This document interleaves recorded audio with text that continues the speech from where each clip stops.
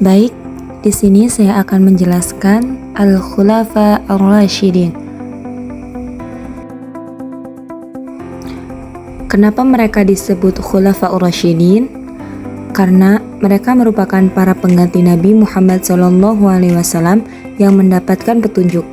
Sekarang, mari kita bahas mereka satu persatu dengan lebih mendalam. Siapa saja sahabat Nabi yang disebut sebagai Khulafa Ar-Rasyidin? Yang pertama adalah Abu Bakar As-Siddiq. Beliau memimpin dari tahun 632 sampai 634 Masehi. Abu Bakar adalah sahabat Nabi yang paling setia dan khalifah pertama Islam. Beliau dijuluki As-Siddiq, artinya orang yang selalu membenarkan Nabi. Gelar ini diberikan karena beliau langsung percaya ketika Nabi menceritakan Isra Mi'raj.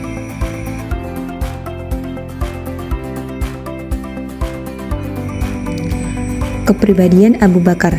Abu Bakar memiliki kepribadian yang baik, yaitu yang pertama, Abu Bakar adalah seseorang yang teguh pendirian. Beliau orang pertama yang masuk Islam dari kalangan pria dewasa.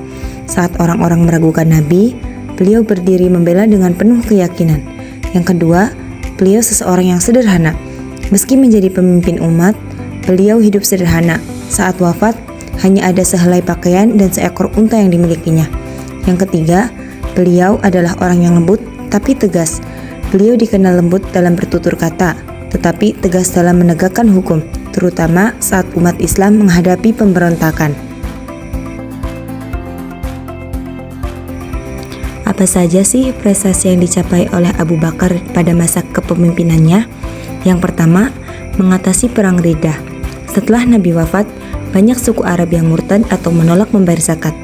Abu Bakar memimpin perang untuk mengembalikan mereka ke jalan Islam dan menjaga persatuan umat. Yang kedua, pengumpulan Al-Quran. Karena banyak penghafal Al-Quran yang gugur dalam perang, Abu Bakar memerintahkan Zaid bin Thabit untuk mengumpulkan ayat-ayat Al-Quran menjadi satu mushaf. Yang ketiga, menyatukan umat Islam. Ketika umat Islam hampir terpecah karena kehilangan Nabi, Abu Bakar memastikan stabilitas umat dan melanjutkan misi dakwah Islam. Tantangan yang harus dihadapi Abu Bakar pada saat masa kepemimpinannya. Yang pertama adalah krisis kepemimpinan. Umat Islam awalnya bingung siapa yang akan memimpin setelah Nabi wafat. Abu Bakar harus meyakinkan umat bahwa kepemimpinan adalah amanah besar. Yang kedua, pemberontakan suku-suku Arab. Banyak suku menolak kepemimpinan Madinah dan berusaha memisahkan diri, sehingga Abu Bakar harus mengirim pasukan untuk menegakkan otoritas Islam. Yang kedua adalah Umar bin Khattab. Beliau memimpin pada tahun 634 sampai 644 Masehi. Setelah Abu Bakar wafat, Umar bin Khattab dipilih menjadi khalifah kedua. Beliau adalah sahabat yang terkenal dengan ketegasan, keberanian, dan keadilan. Dijuluki Al-Faruq yang artinya pembeda antara yang benar dan yang salah. Kepribadian Umar bin Khattab. Yang pertama, beliau adalah seseorang yang tegas dan adil. Umar tidak segan menegur siapa saja yang berbuat salah, termasuk pejabat tinggi atau keluarganya sendiri. Yang kedua, beliau adalah seseorang yang peduli pada rakyatnya. Umar sering menyamar untuk melihat keadaan rakyatnya secara langsung. Beliau pernah membantu seseorang ibu memasak makanan untuk anak-anaknya. Yang ketiga, beliau adalah seseorang yang visioner. Umar memiliki wawasan luas dalam mengatur pemerintahan, menjadikan Islam sebagai kekuatan besar. Prestasi Umar bin Khattab pada masa kepemimpinannya. Yang pertama adalah ekspansi wilayah Islam. Di bawah kepemimpinannya, Islam meluas ke Persia, Suriah, Mesir, dan Palestina. Wilayah Islam menjadi kekuatan besar yang mengalahkan Kekaisaran Romawi Timur dan Persia. Yang kedua, sistem administrasi modern. Umar memperkenalkan sistem administrasi seperti pajak, gaji tentara, pembangunan infrastruktur, dan pencatatan keuangan negara. Yang ketiga, pembuatan kalender Hijriyah. Umar adalah khalifah yang menetapkan sistem kalender Islam berdasarkan tahun Hijriyah Nabi Muhammad SAW. Tantangan yang dihadapi Umar bin Khattab pada masanya. Yang pertama adalah mengelola wilayah yang sangat luas. Dengan banyaknya wilayah baru, Umar harus memastikan keadilan tetap terjaga di semua tempat. Yang kedua, ancaman dari kekaisaran lain. Meskipun sudah ditaklukkan, Romawi dan Persia masih mencoba untuk menyerang kembali. Yang ketiga adalah Utsman bin Affan. Beliau memimpin pada tahun 644 sampai 656 Masehi. Utsman adalah khalifah ketiga, terkenal karena beliau adalah seseorang yang mempunyai kelembutan, kedermawanan, dan kesabaran. Beliau adalah menantu Nabi dan juga termasuk orang yang pertama masuk Islam. Sebelumnya, Utsman beristrikan Ruqayyah, putri Rasulullah SAW yang kedua, tapi ia telah wafat. Oleh karena itu, Utsman radhiyallahu an mendapat julukan Dzun Nurain yang memiliki dua cahaya. Yang dimaksud dua cahaya ialah beliau menikahi dua orang putri Rasulullah SAW.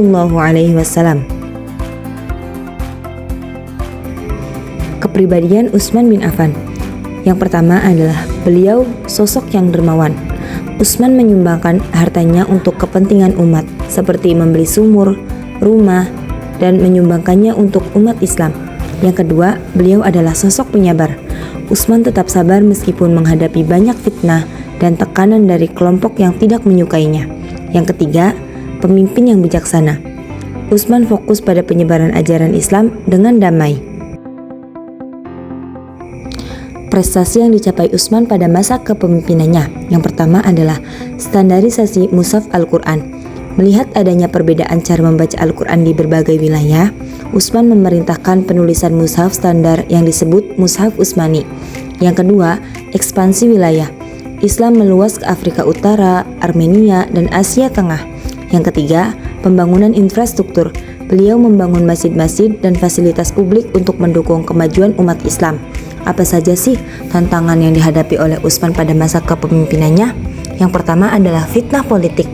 Ada kelompok-kelompok yang tidak puas dengan kebijakan Utsman yang akhirnya memunculkan konflik besar. Yang kedua, kesulitan mengontrol wilayah luas. Semakin luasnya wilayah Islam membuat kontrol pemerintah menjadi lebih sulit. Yang terakhir adalah Ali bin Abi Thalib. Beliau memimpin pada tahun 656 sampai 661 Masehi. Khalifah keempat adalah Ali bin Abi Thalib, sepupu sekaligus menantu Nabi. Beliau terkenal dengan kecerdasan, keberanian, dan keadilannya. Kepribadian Ali bin Abi Thalib.